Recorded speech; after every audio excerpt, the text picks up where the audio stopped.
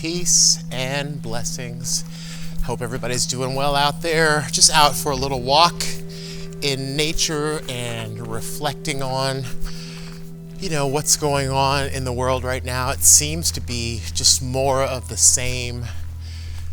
From month to month, there seems to be more of these, school shootings and people getting hurt. People's lives being uprooted and flipped upside down. And I could only imagine what it must feel like to be a parent and you send your kid off to school and they never come back home because somebody who's mentally unbalanced decided to lash out and cause harm to other people for God only knows what reason. My heart goes out to the parents. My heart goes out to the person who is so hurt, who's so damaged, that the only thing they think they can do is cause harm to someone else.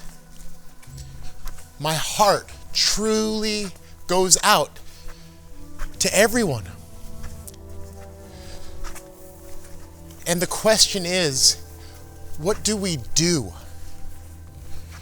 Because it's clear that this keeps happening, and it's happening with more and more frequency, and the momentum is building exponentially. Now it seems like every 2 or 3 months, every few weeks, someone's getting hurt. So what do we do about it?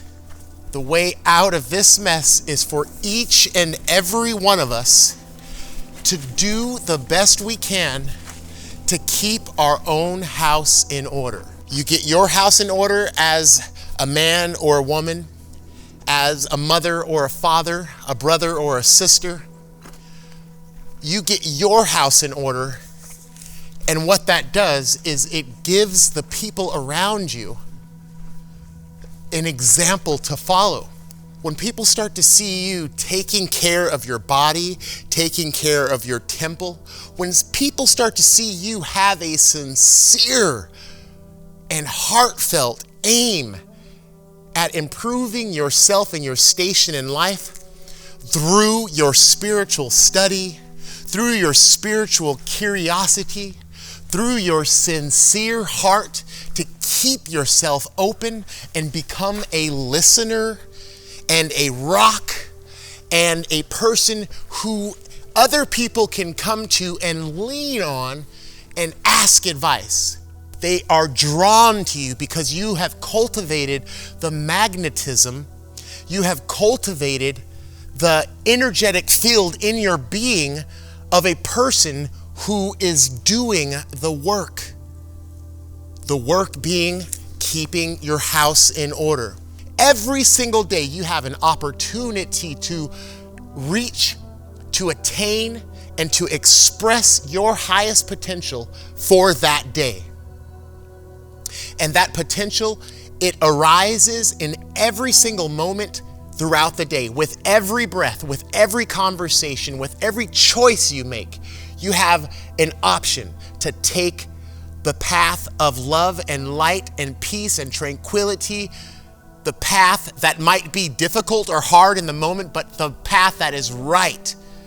And all these choices that we make throughout the day, whether that is the food that we put into our mouth, whether that is carving out and taking time every day for meditation in the morning, whether that is taking a 5-minute break during your lunch hour at work and devoting some time to God, to spirit, to the divine, to the intelligence that gives rise and runs all of our solar system, shines the sun, breathes your lung, and circulates your blood. You take 5 minutes for your lunch hour and you devote your energy, your attention, your awareness, all that is you, from your bones to your ligaments to your toes, everything that is you.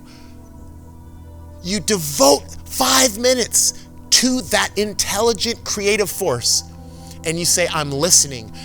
You say, use me and my life and direct my consciousness so that I can be a light in this world. Help me to be more of an understanding and compassionate person. Your life begins to become the message through the way you live.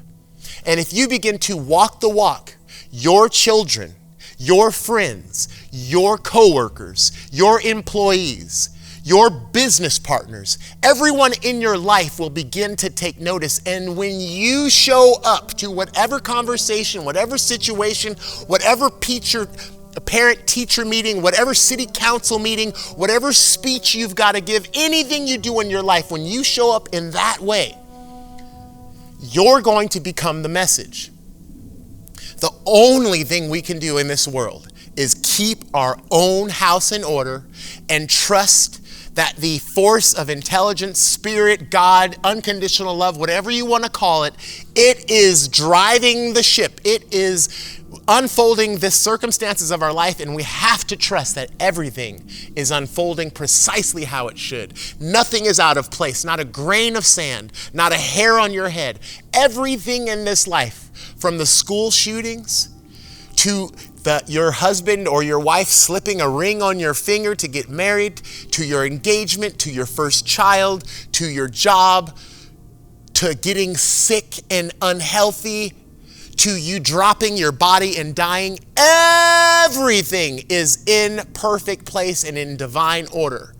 But you can't see that unless you are tuned in and in alignment and connected to nature and aware of the cycles of birth and death, aware of the duality and the fluctuations in this life from evil to good and love.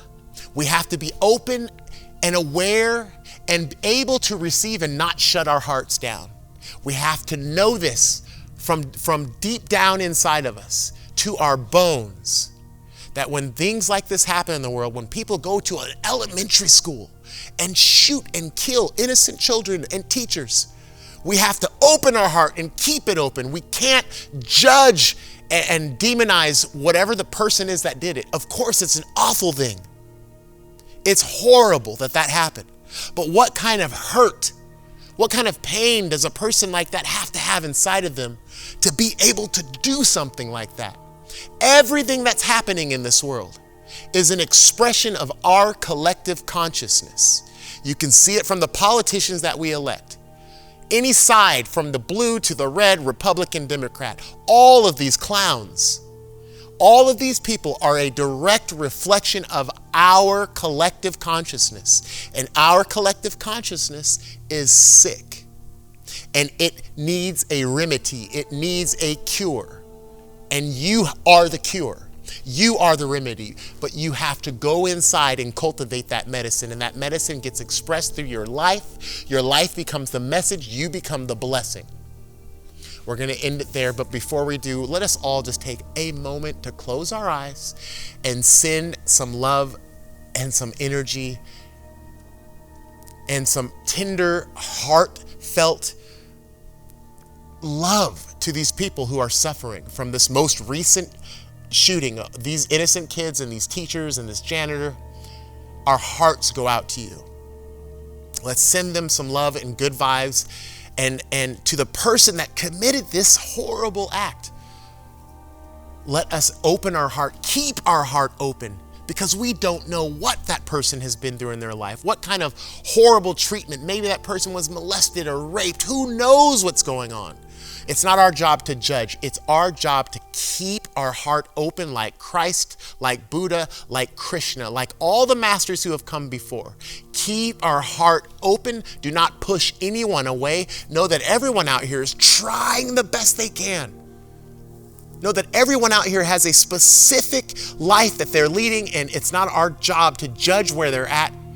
Our job is to stay open and to allow that love, unconditional love, to keep pouring out from our heart, and trusting that everyone is going to find their way back home to unity, to their divinity, to God, to love. We are all children of the light. We are all children of God. make sure that we continue to hold each other in that space. Even if we slip and fall and we see our brothers and sisters lashing out and doing crazy, insane, evil things, we have to keep our hearts open for them. We have to keep in the vibratory frequency of love, of Christ love. May all beings everywhere take time every day for yoga and meditation. May all beings everywhere treat one another with love and respect. And may all beings everywhere keep compassion and unconditional love in their heart. My name is Michael Fireborn. I'm right here with you. Peace.